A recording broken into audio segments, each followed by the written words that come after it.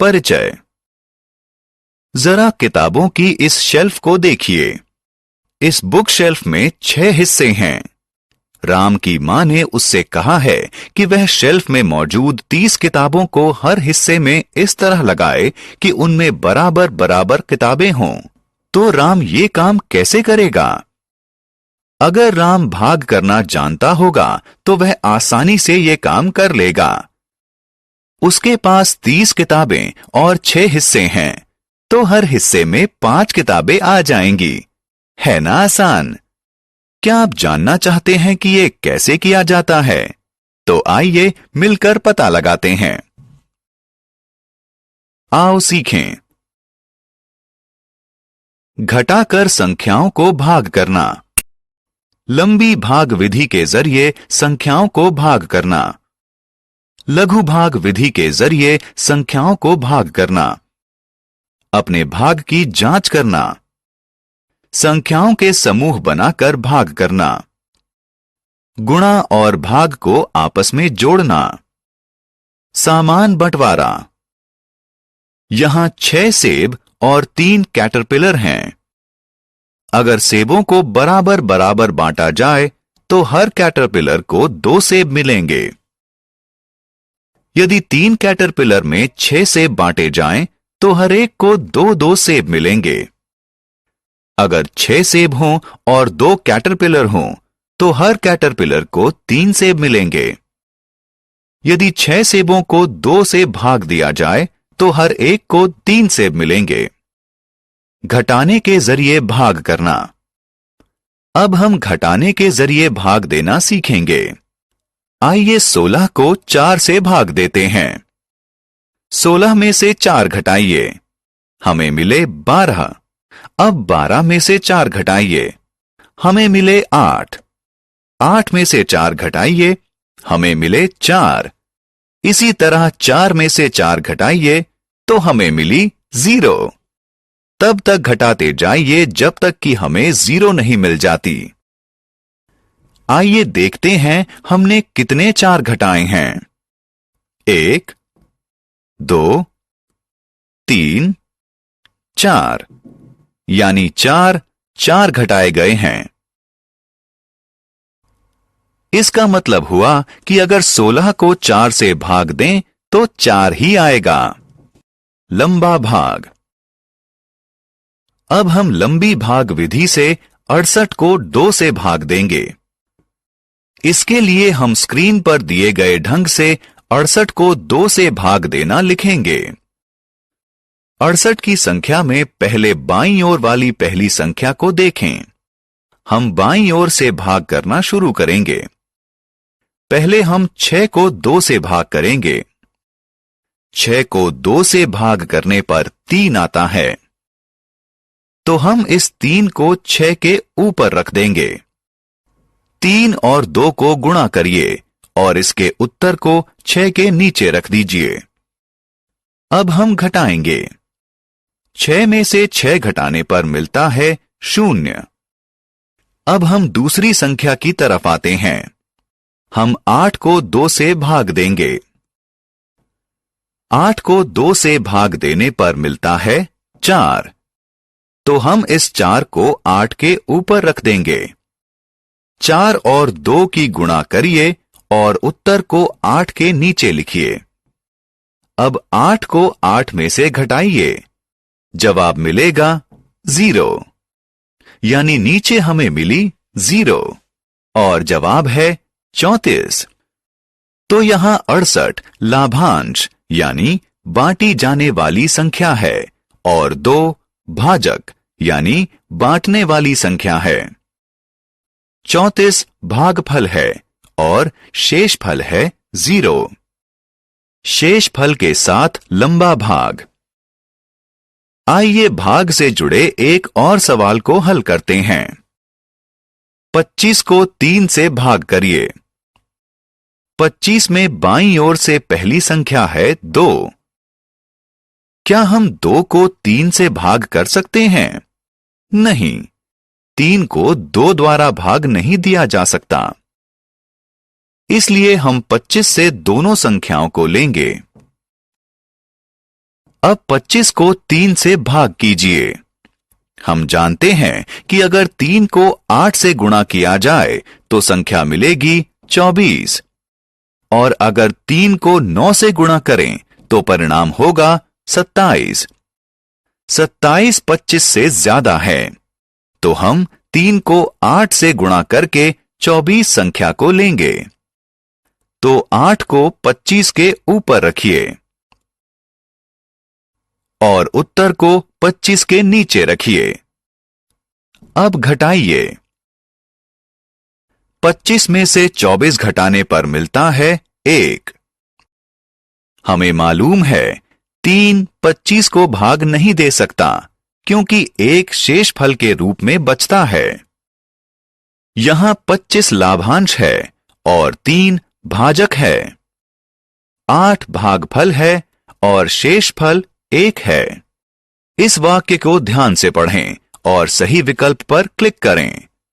2 अंक वाली संख्या से लंबा भाग।